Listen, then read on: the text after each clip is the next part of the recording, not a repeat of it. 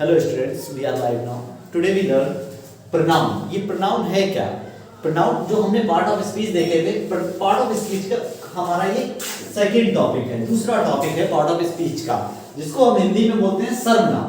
अब ये सर्वनाम या प्रोनाउन है क्या, इसको डेफिनेशन ऐसे डिफाइन किया गया है। Pronoun is a word. Pronoun एक ऐसा शब्द है which is used in the place of noun, जो नाउन के प्लेस पे यूज किए जाते हैं। नाउन तो हमने पिछली क्लासों में देख ही लिया, नाउन क्या थे, किसी भी चीज का नाम। All naming words are noun. जो भी नाम होते हैं वो नाउन होते हैं। तो ये नाम की जगह पर जो वर्ड यूज किए जाते हैं, जैसे ही हो गया, यू हो गया, बी हो गया, दे हो गया, ही हो गया, सी हो गया, या कोई भी ऐसा एसेट्रा, कोई भी ऐसा वर्ड जो नाउन के प्लेस पे यूज किया जा रहा है, वो हमारा प्रोनाउन बन जाता है, प्रोनाउन। तो नाउन के प्लेस पे जो नाउन के प्लेस पे जो वर्ड आ जाते हैं दैट आर प्रोनाउन। इस तरह से बोल सकते हैं, इसको डिफाइन कर सकते हैं। नेक्स्ट आ जाओ, हम इसका देखते हैं काइंड्स ऑफ प्रोनाउन, यानी सर्वनाम के प्रकार, यानी सर्वनाम के प्रकार कितने होते हैं। काइंड्स ऑफ प्रोनाउन, प्रोनाउन के टाइप कितने हैं। पहला है हमारा पर्सनल प्रोनाउन। ये पर्सनल, ये हमने सब लिख लिए हैं ताकि वीडियो लंबी ना हो और शॉर्ट में हम इसको देखते चलें तेजी से, ताकि हम इनको भी डिटेल वाइज पढ़ेंगे नेक्स्ट वीडियोस में, या आज जो भी टॉपिक्स इसको हम कंप्लीट कर पाएंगे जैसे समय के अनुसार। और इस टॉपिक्स को वन बाय वन हम सीखेंगे और कैसे पहचानेंगे कौन से टाइप का कौन सा प्रोनाउन होता है, वो हम टॉपिक वाइज बाद में नेक्स्ट क्लास में या आगे पढ़ेंगे। पहले हम ये देख लेते हैं कितने टाइप्स के होते हैं। तो मेनली 8 टाइप्स के होते हैं, 9 टाइप्स के। यहाँ 9 टाइप्स के लिखे गए हैं। कुछ बुक्स में 8 दिए जाते हैं, कुछ 7 दिए जाते हैं। मेनली मैंने जो मेन है वो सारे प्रोनाउन के टाइप राइट कर लिए हैं। यहाँ 9 टाइप्स के हैं। पहला है पर्सनल प्रोनाउन। पर्सनल प्रोनाउन क्या हो जाता है? पुरुषवाचक सर्वनाम। इसको हिंदी में बोलते हैं पुरुषवाचक। अब ये पर्सनल प्रोनाउन में कौन से वर्ड आते हैं? यही सारे वर्ड पर्सनल प्रोनाउन में आ जाते हैं, जैसे ही हो गया, सी हो गया, इट हो गया, या यू हो गया, बी हो गया, दे हो गया, आई हो गया, इटीसी। ये सब हमारे आ जाते हैं पर्सनल प्रोनाउन में। पर्सनल प्रोनाउन में हमारे व्यक्ति या पुरुषवाचक सर्वनाम जो हम अपने लिए यूज करते हैं, किसी नाम के प्लेस पे ये आ जाता है। जैसे राम एक छात्र है, वह स्कूल जाता है, तो फिर जब उसको उसी किसी एक पर्सन के बारे में डबल सेंटेंस दूसरी बार कोई बात बताते हैं, तो हम वहां नाउन ना यूज करके प्रोनाउन यूज करते हैं दूसरे सेंटेंस में। जैसे लिखा होगा इस तरह से, Ram is a student, he goes to school. तो यहां हम जब दोबारा राम का यूज करेंगे तो ही लाएंगे। हम यहां नेक्स्ट वीडियोस में वो अच्छी तरह से एक्सप्लेन करेंगे, समझेंगे।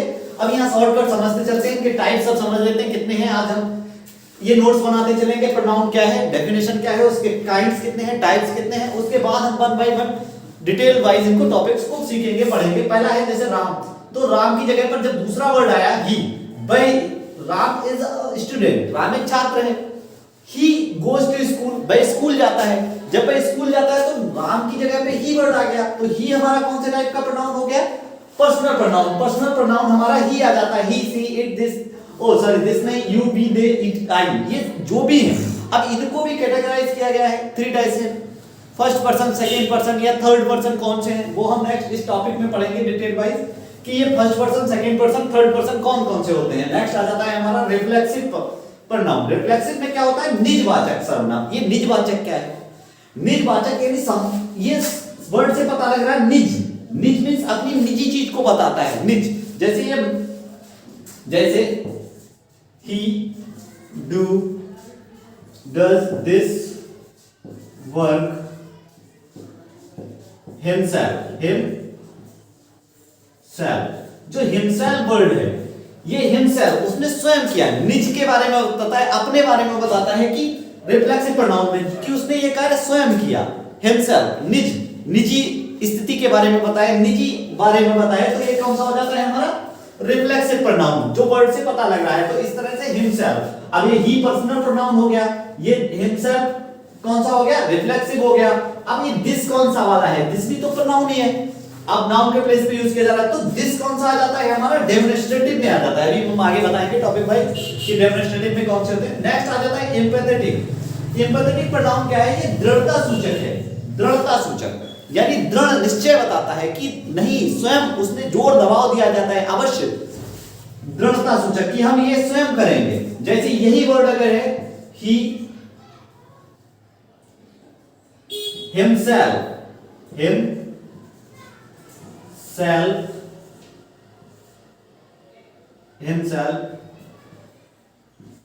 does this work, he himself does this work। तो ये क्या कह रहा है? इसके ऊपर जोर दे रहा है। पहली बात तो ये सब्जेक्ट पर, अपने जो मेन सब्जेक्ट होता है, कर्ता होता है, वाक्य में काम कर रहा होता है, उस पर दबाव दिया जाता है कि he himself does this work, ये कार्य वो स्वयं करेगा, ये काम उसने स्वयं किया।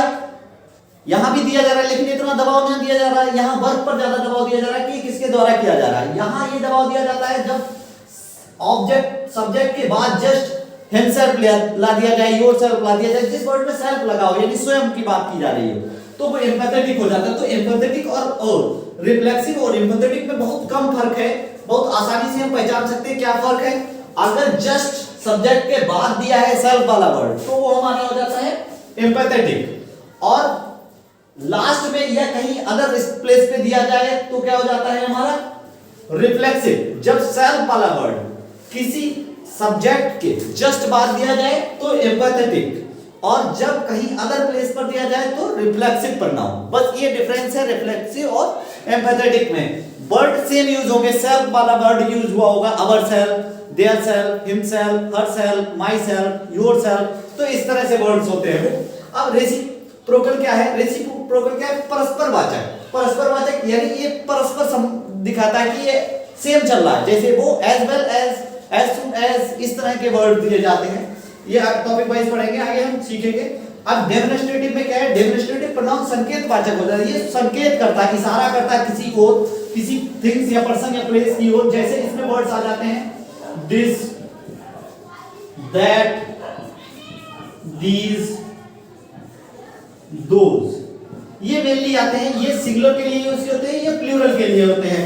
This, these, that, these, those, ये क्या है? दिस हो जाता है ये, दैट हो जाता है वह, तो ये दोनों सिंगुलर के लिए यूज होंगे। दिस हो जाता है जब कोई पास की चीज की ओर संकेत करते हैं, इशारा करते हैं, तो दिस का यूज करते हैं। जैसे दिस इज माई कैमरा, ये मेरा कैमरा है, तो दिस। और दूर की वस्तु के लिए यूज कर दैट इज माई काइट, वह मेरी पतंग है, तो पतंग तो आसमान में उड़ रही है, फ्लाइंग कर रही है, तो उड़ती हुई पतंग की ओर जब हम इशारा करेंगे तो दैट का यूज करेंगे। सिंगुलर है और दूर है हमसे, तो दैट, पास में है, सिंगुलर है, तो दिस। दीज और दोज में क्या डिफरेंस है? दीज वहां पर यूज किया जाता है, दीज और दोज प्लूरल के यूज किया जाता है। प्लूरल जब बहुत सारी चीजें हो, दो से अधिक चीजें हो, दो हो या दो से अधिक। जैसे दोज आर माई काइट्स, वो हमारा जब ये हम आसानी से समझ सकते हैं, जब दो चीजें सिंगुलर चीज के लिए यूज करें तो दिस दैट, पास के लिए दिस, दूर के लिए दैट। जब प्लूरल के लिए यूज करें तो जो पास में उसके लिए दीज, दूर है तो दोज। बस इतना ध्यान रखेंगे बस।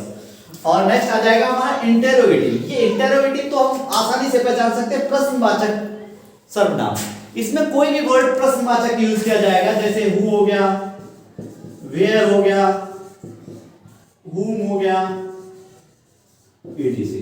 तो इस तरह के कोई भी question word, QW question word use किए जाएंगे तो वो हमारा हो जाएगा इंटेरोगेटिव। नेक्स्ट है हमारा इंडेफिनेट। इंडेफिनेट क्या है? अनिश्चित वाचक।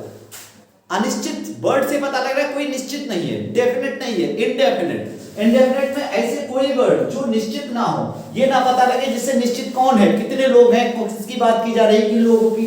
जैसे फ्यू, स्टूडेंट्स, कुछ छात्र। फ्यू जो वर्ड है वो हमारा इंडेफिनेट है, फ्यू से क्लियर नहीं हो रहा कि कितने लोग हैं। सम, कुछ, सम। तो इस तरह से कोई भी वर्ड आए जिससे हमारा निश्चित क्लियर ना हो, इंडेफिनेट हो, अनिश्चित हो, निश्चित ना हो पाए, तो वो क्या चीजें होती है? इंडेफिनेट प्रोनाउन हो जाता है। नेक्स्ट है हमारा डिस्ट्रीब्यूटिव। डिस्ट्रीब्यूटिव क्या होता है? विभाग सूचक। डिस्ट्रीब्यूट यानी डिस्ट्रीब्यूट करता हो, बांटता हो किसी भी चीज को, किसी पर्सन को, किसी वस्तुओं को। जैसे each, boys, came, here, there, each boys came there, सारे लड़के वहां आए, तो लड़कों के बात कर रहे हैं each boys, जब बॉयज की बात कर रहे हैं तो बॉयज को बांट रहे हैं, गर्ल्स में से बॉयज को अलग कर दिया, या एवरी या टू ऑफ देम, तो ऐसे कोई भी वर्ड जो डिस्ट्रीब्यूट करते हो, बांटते हो, किसी चीज को बांटते हो, किसी व्यक्ति को, पर्सन को, प्लेस को, एनिमल को, तो ये क्या है, डिस्ट्रीब्यूटिव हो जाता है हमारा।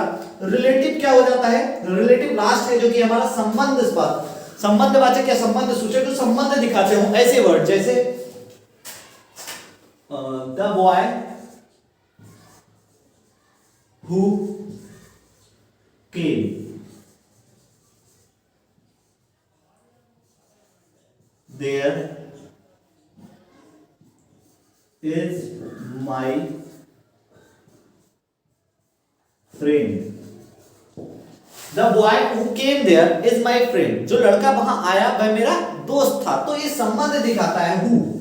ऐसे कोई वर्ड जो दो वर्डों या दो सेंटेंसेस को जोड़ने का काम कर रहा, वो हमारा कंजक्शन का काम कर रहा है, वो हमारे क्या हो जाता है, रिलेटिव प्रोनाउन हो जाते हैं, जो जोड़ने का संबंध दिखाएं किसी तरह। तो हमारे ये सब 9 टाइप के काइंड्स के जो प्रोनाउन हैं वो क्लियर हो जाते हैं। अब इनको आने नेक्स्ट वीडियोस में हम देखेंगे, टॉपिक वाइज इनको पढ़ेंगे, सीखेंगे। आगे आने वाली वीडियो को देखने के लिए हमारे चैनल को सब्सक्राइब व वीडियो को लाइक करें। Thank you.